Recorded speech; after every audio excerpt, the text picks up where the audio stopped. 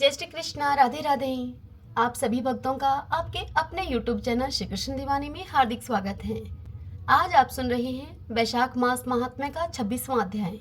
सर्वप्रथम भगवान का स्मरण करते हुए आप सभी मेरे साथ बोलिए। शांताकारं भुजगशयनं पद्मनाभं सुरेशं विश्वधारं गगनसदृशं मेघवर्णं शुभांगं लक्ष्मीकान्तं कमलनयनं योगिभिर्दयानगमयं वन्दे विष्णुं भवभयहरं सर्वलोकैकनाथम्। ओम नमो भगवते वासुदेवाय। यमराज कहते हैं ब्राह्मण से कि हे ब्राह्मण, उस प्रेत का ऐसा वचन सुनकर धन शर्मा ब्राह्मण को बड़ा ही दुख हुआ। उसने यह जान लिया कि ये मेरे पिता हैं जो कि नरक में पड़े हुए हैं। तब वह सर्वथा अपनी निंदा करते हुए बोला। ब्राह्मण धन शर्मा ने कहा कि हे स्वामिन, मैं ही गौतम का पुत्र आपका धन शर्मा हूँ। मैं आपके किसी काम नहीं आया। मेरा तो जन्म ही निरर्थक है। जो पुत्र आलस्य को छोड़कर अपने पिता का उद्धार नहीं करता, वह अपने को पवित्र नहीं कर पाता। जो इस लोक और परलोक में भी सुख का संतान विस्तार कर सके, वही संतान या तन्य माना गया है। इस लोक में धर्म की दृष्टि से पुरुष के दो ही गुरु हैं, एक तो पिता और दूसरा है माता। इनमें भी पिता ही श्रेष्ठ है, क्योंकि सर्वत्र बीज की ही प्रधानता देखी जाती है। पिताजी, मैं क्या करूं, कहाँ जाऊं, कैसे आपकी गति होगी? मैं धर्म का तत्व नहीं जानता, केवल आपकी आज्ञा का पालन करूंगा मैं। यह सुनकर वह प्रेत बोला धन शर्मा से कि बेटा, तुम घर जाओ और यमुना में विधि पूर्वक स्नान करो। आज से 5वें दिन वैशाख की पूर्णिमा आने वाली है, जो कि सब प्रकार की उत्तम गति प्रदान करने वाली तथा देवताओं और पितरों के पूजन के लिए उपयुक्त है। उस दिन पितरों के निमित्त भक्ति पूर्वक तिल मिश्रित जल का घड़ा, अन्न और फल दान करना चाहिए। उस दिन जो श्राद्ध किया जाता है, वह पितरों को 1000 वर्षों तक आनंद प्रदान करने वाला होता है।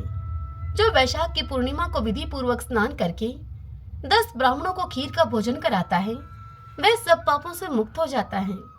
जो धर्मराज की प्रसन्नता के लिए जल से भरे हुए 7 घड़ों का दान करता है, वह अपनी 7 पीढ़ियों का उद्धार कर देता है।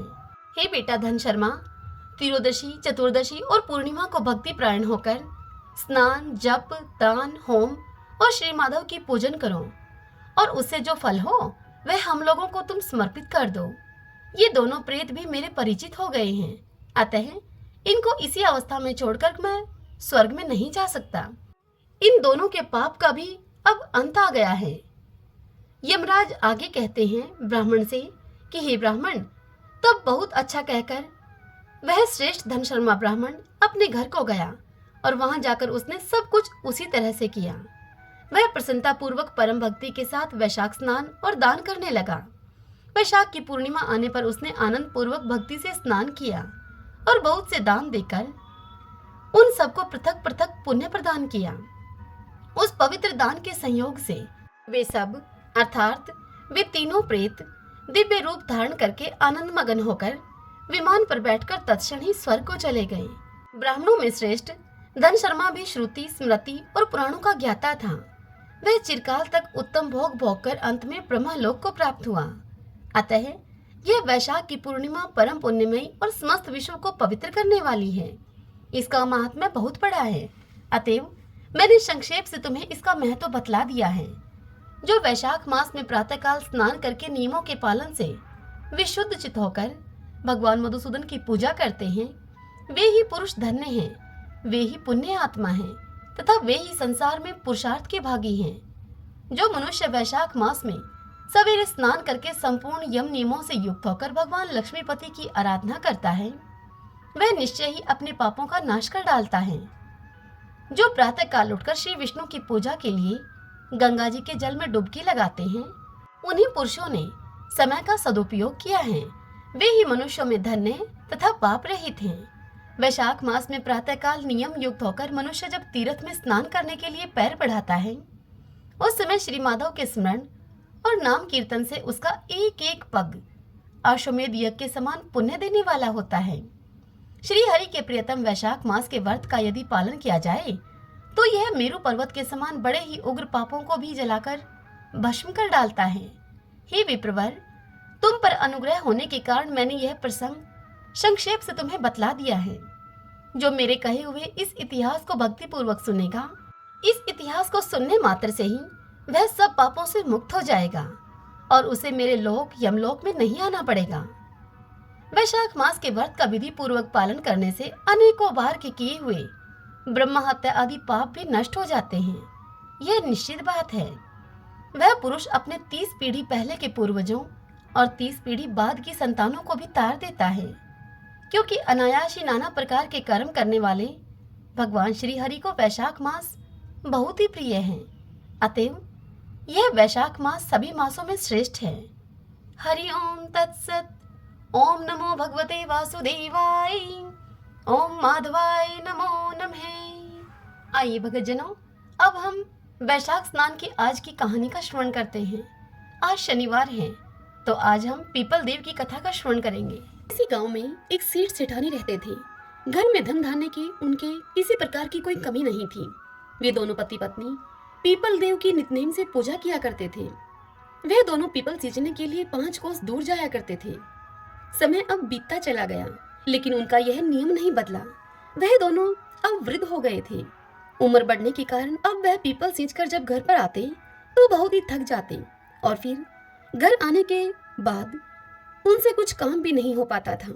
एक दिन सेठानी अपने पति से कहती है कि पीपल सींचकर आने के बाद इतनी थकान हो जाती है कि मैं घर का काम भी भली भांति नहीं कर पाती हूँ, जिससे कि घर का काम करने में मुझे देरी हो जाती है। अगर हमारे कोई संतान होती तो वह घर का काम कर लेती। सेठ जी तो पहले से ही मन संतान न होने के कारण बड़े दुखी रहते थे, किंतु सेठानी से इस विषय में वह कुछ कह नहीं पाते थे। लेकिन उनको बात यह खाई जाती थी कि हमारे जाने के बाद इस कारोबार का कौन मालिक होगा, इस कारोबार को कौन संभालेगा। अब आज सेठानी की बात को सुनकर वह भी अत्यधिक दुखी हो गए। सेठ जी की चिंता और अधिक बढ़ गई। सेठ जी को इस प्रकार चिंता में डूबा हुआ देखकर एक दिन सेठानी ने दाई को अपने घर पर बुलाया और उससे कहा कि तुम सेठ जी से जाकर कह दो कि मैं माँ बनने वाली हूँ और यही बात गांव में हर जगह फैला दो। गांव के लोगों की औरतों को भी कह दो। अगर तुम ऐसा करोगी तो मैं तुम्हें बहुत अधिक धन दूंगी और 9 लखा हार भी दूंगी। दाई सेठानी की बात को सुनकर लालच में आ गई और फिर दाई ने वैसा ही किया जैसा कि सेठानी ने उसे करने के लिए कहा था। और फिर जब 6 महीने बीत गए तब सेठानी ने गोद भराई का कार्यक्रम रखा और फिर गांव में न्योता दिया गया। तत्पश्चात सेठानी ने दाई को फिर से बुलाया और उससे कहा कि मेरे 9वां महीना जब पूरा हो जाए तब तुम किसी के घर में भी बच्चा पैदा हो उस बच्चे को लाकर मेरे घर में रुला देना। तुम्हारे ऐसा करने से मैं तुम्हें बहुत अधिक धन दूंगी। दाई ने सेठानी के कहे अनुसार वैसा ही किया।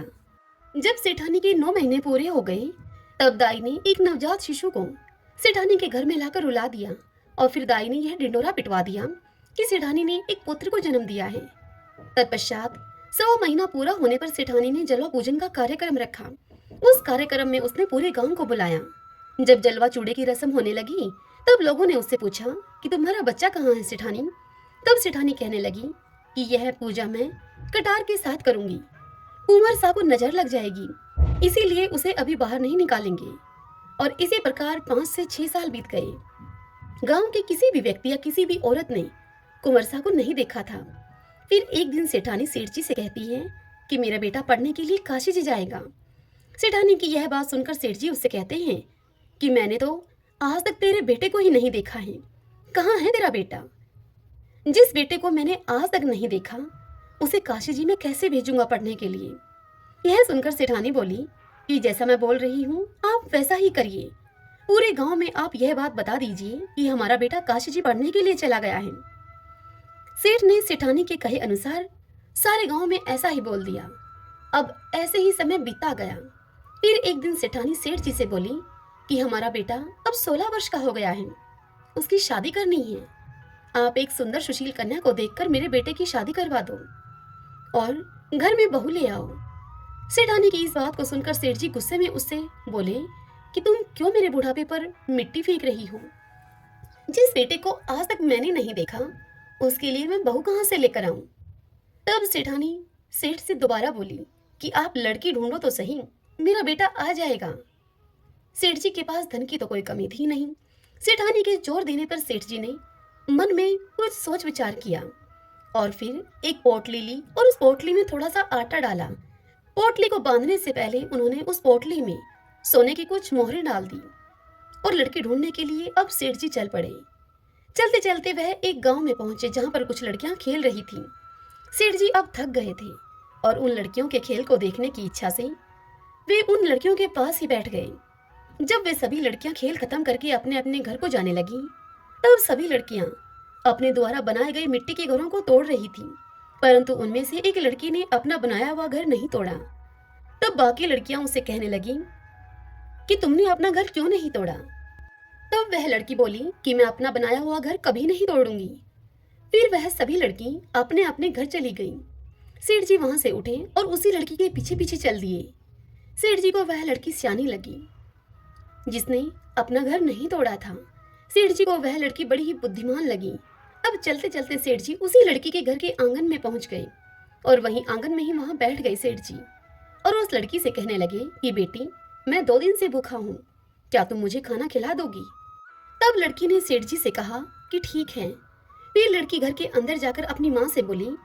तब उसकी माँ उससे बोली कि बेटी, मैंने तो खाना खा लिया है, अब तो घर में खाने के लिए कुछ भी नहीं है, आटा भी नहीं है। लड़की ने यही सब जाकर बाहर उस बुजुर्ग व्यक्ति अर्थात उस सेठ जी से कह दिया। तब सेठ जी उस लड़की से बोले कि बेटी, आटा मेरे पास है, तुम यह आटा ले जाओ और मुझे खाना बना दो। सेठ जी ने वह पोटली उस लड़की को थमा दी। लड़की ने वह पोटली लाकर अपनी माँ को दे दी। माँ ने जब पोटली को खोलकर देखा तो उसमें सोने की 4 मोहरें भी हैं। तो उसने वह सभी मोहरें लड़की के हाथ में देकर उससे कहा कि बेटा, यह सोने की मोहरें उन्हें वापस देकर आओ। जब लड़की बुजुर्ग व्यक्ति के पास सोने की मोहरें देने के लिए जाती है तो वह कहते हैं कि बेटी, यह मोहरें तुम ही रख लो, हमारे घर में पैसे की कोई कमी नहीं है। फिर उन मोहरों को लड़की अपने पास रख लेती है। इतनी देर में ही उस लड़की के पिता भी वहां पर आ जाते हैं। तत्पश्चात सेठ जी और लड़की के पिता में आपस में बातचीत होने लगती है। अब कुछ समय के बाद भोजन की थाल भी लगा दी जाती है और सेठ जी भोजन करने के लिए वहां बैठ जाते हैं और खाना खाते हैं। सभी बैठे हुए लड़की के पिता सोचते हैं कि यह बुजुर्ग व्यक्ति बड़ा ही धनवान है। अब जैसे ही सेठ जी खाना खाकर उठते हैं, तब उस लड़की के पिताजी उनसे पूछते हैं कि आप आगे कहाँ जा रहे हैं? तब सेठ जी उनसे बोलते हैं कि मैं अपने लड़के की शादी के लिए लड़की देखने के लिए जा रहा हूँ। मेरा लड़का काशी जी पढ़ने के लिए गया हुआ है, वह 12 वर्ष के बाद लौट कर आएगा। यह सुनकर लड़की के पिता ने अपने मन में विचार किया कि यह व्यक्ति बड़ा ही धनवान है और लड़के की शादी कराने के लिए लड़की भी ढूंढ रहा है। क्यों ना मेरी लड़की का विवाह इसके लड़के से हो जाए। मेरी लड़की इनके घर में जाएगी तो बड़ा सुख पाएगी, राज रचेगी। यदि यह विवाह हो जाए तो कितना अच्छा हो। तत्पश्चात लड़की के पिता ने उस बुजुर्ग अर्थात उस सेठ जी से कहा कि यदि आपको ठीक लगे तो आप अपने बेटे का विवाह मेरी बेटी से करवा दीजिए। यह सुनकर सेठ जी बड़े ही खुश हुए और फिर एक नारियल और 1.25 रुपए का शगुन उस लड़की को दे दिया। तत्पश्चात सेठ जी लड़की के पिताजी से बोले, मेरा बेटा काशी जी पढ़ने के लिए गया है और वह 12 वर्ष के बाद लौट कर आएगा। तब लड़की के पिता ने कहा कि कोई बात नहीं है। तत्पश्चात सेठ जी ने घर जाकर सारी बात सेठानी को बताई। कुछ दिन बीत जाने पर सेठानी ने सेठ जी से कहा कि अब विवाह करा के उस लड़की को अपने घर पर ले आओ।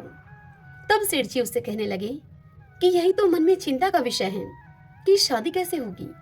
तब सेठानी बोली कि शादी खांडे के साथ होगी। खांडा तलवार को कहा जाता है। तब सेठ जी फिर से लड़की के घर गए और वहां जाकर उनसे शादी के विषय में बात करते हुए कहते हैं कि मेरा बेटा अभी नहीं आ सकता, वह अभी काशी जी पढ़ने के लिए गया है। 12 वर्ष पूरे होने पर ही वह लौटेगा, अभी उसे आने में समय लगेगा। यदि आप राजी हो तो मैं अपने बेटे के स्थान पर यह खांडा रख दूंगा और यह शादी संपन्न हो जाएगी। पुराने जमाने में लोग ऐसे ही शादियां कर दिया करते थे। असली कीमत तो आदमी की वचन और जुबान की होती है। सेठ जी की बात को सुनकर लड़की के पिता ने खूब सोच विचार करके लड़की की शादी खांडे के साथ करवा दी। तत्पश्चात सेठ जी बहू को लेकर अपने घर को लौटे। सेठानी बहू को देखकर बड़ी खुश हुई, फूली न समाई। जब सेठ सेठानी पीपल सींचने के लिए जाते तो बहू पीछे से इस घर का सारा काम निपटा लेती और सेठ सेठानी के घर वापस आने पर वह बहू उनके लिए खाना बनाकर तैयार रखती थी और फिर उनके लिए खाना परोसती। तत्पश्चात वह बहू अपनी सास के पैरों की खूब मालिश करती और उनकी खूब सेवा करती और प्रेम के साथ उनके साथ उस घर में रहती। यह सब करते करते अब ऐसे ही 1 वर्ष बीत गया। फिर एक दिन जब सेठ सेठानी पीपल सींचने के लिए गए हुए थे, तब उनके घर की आग बुझ गई। बहू जब आग लेने के लिए पड़ोस के घर में गई, तब बहू ने पड़ोसन से जाकर कहा कि मुझे थोड़ी सी आग दे दो, मेरे सास ससुर आने वाले होंगे, मुझे उनके लिए जल्दी से खाना भी बनाना है। तब पड़ोसन ने उस बहू से पूछा कि तुम किसकी बहू हो। तब वह बहू कहने लगी कि मेरे पति काशी जी पढ़ने के लिए गए हैं। यह सुनकर पड़ोसन बहू से बोली कि सेठ सेठानी की तो कोई औलाद ही नहीं है, ये तुमसे झूठ बोल रहे हैं, ये तुझे ऐसे ही काम करने के लिए लेकर आए हैं। और इस प्रकार की बातें कहकर पड़ोसन ने उस बहू के कान भर दिए। फिर बहू ने घर आकर बिना मन के ही खाना बनाया, सारे जेवर उतार दिए और बिना श्रृंगार किए हुए पुरानी साड़ी पहन ली। जब सास ससुर पीपल सींचकर घर को लौटे, तब उन्होंने देखा कि आज तो घर का कोई काम नहीं हुआ है। तत्पश्चात उन्होंने बहू से खाना मांगा। बहू ने खाना लाकर दिया। जब उन्होंने खाना खाया तो खाना बिल्कुल फीका था, बिल्कुल बेस्वाद खाना था, उसमें नमक मिर्च कुछ भी नहीं था। तब उन्होंने बहू से पूछा कि बहू आज क्या बात है, बहू आज खाना बिल्कुल फीका सा है। तब बहू ने उत्तर दिया कि आपको तो आज ही खाना फीका मिला है, मेरी तो पूरी जिंदगी ही फीकी है। तब सेठानी पूरी बात समझ गई कि आज इसके किसी ने कान भरे हैं, सब कुछ इसको बता दिया है। अब सेठानी सारी बात देखते समझते हुए चुप रहती है। फिर दूसरे दिन सेठ सेठानी पीपल सींचने के लिए जाने लगते हैं। तब बहू कहती है कि आपने मुझे 6 कोठों की तो चाबी दे रखी है, 7वें कोठे की चाबी मुझे क्यों नहीं दी है, मैं कौन सी बहू हूँ आपकी। तब सेठानी उससे बोली कि नहीं बेटा, ऐसी बात नहीं है, मैंने तो ऐसे ही यह चाबी तुम्हें नहीं दी थी। और फिर सेठानी 7वें कोठे की चाबी भी बहू को दे देती है और बहू को पड़ोसन से बात करने के लिए मना करती है। और फिर वह दोनों पीपल सींचने के लिए चले जाते हैं। अब पीपल सींचते समय भगवान विष्णु का नाम लेते रहे, वह माता लक्ष्मी का नाम लेते रहे। वह दोनों भक्ति भाव से भगवान विष्णु और माता लक्ष्मी की भक्ति, बार बार उनके नाम का उच्चारण करना, उन्हें भोग लगाना, यह तो उन दोनों की दिनचर्या का हिस्सा था। लेकिन उस दिन उनके मन में बहू के घर से जाने का डर भी था, उनकी आंखों में नमी थी और चिंता भी थी। वह बार बार बोल रहे थे कि भगवान आप ही हमारी लाज रखना।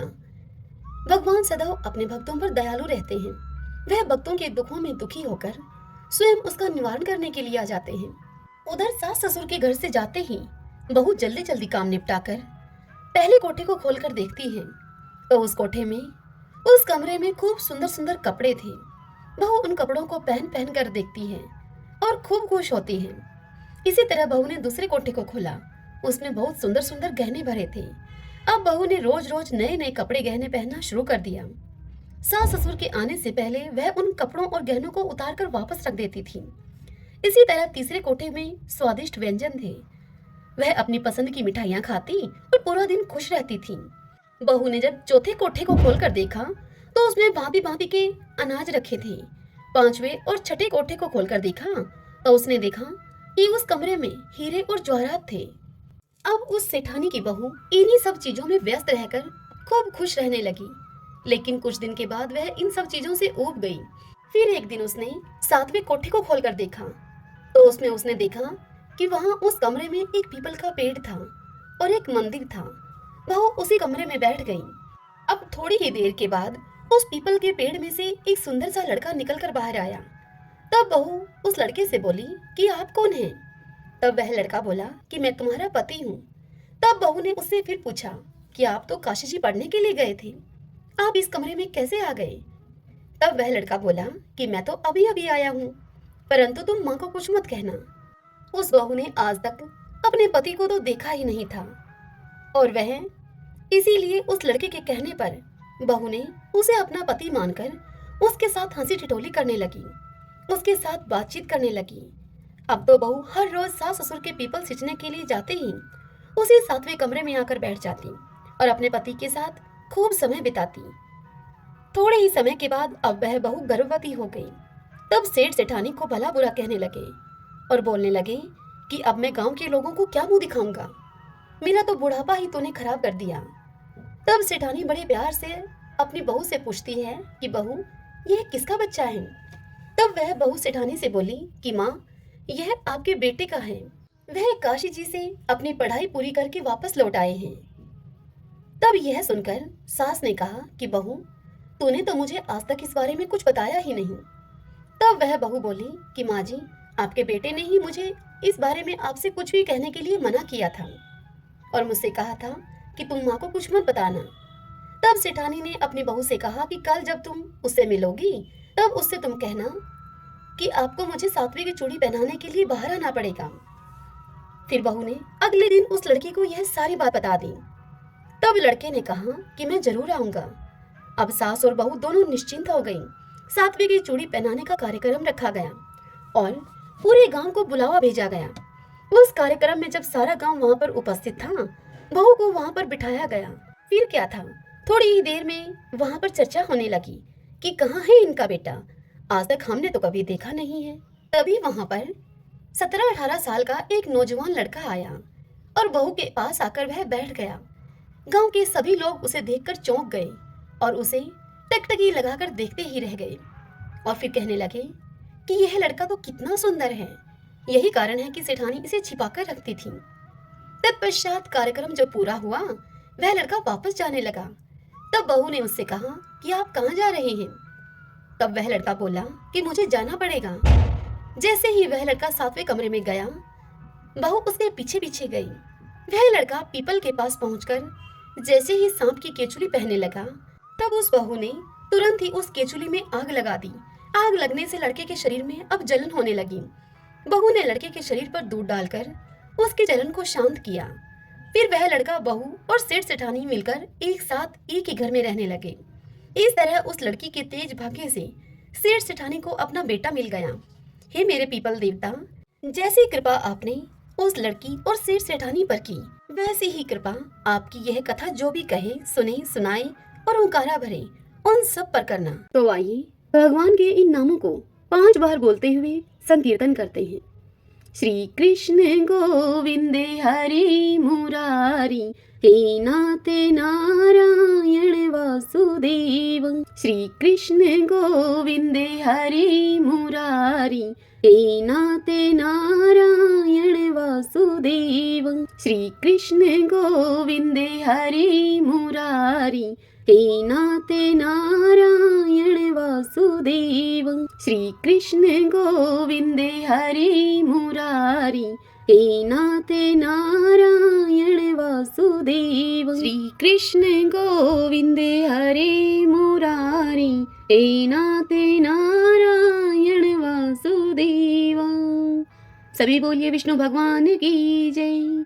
श्री राधा कृष्णाभ्याम नमो नमः।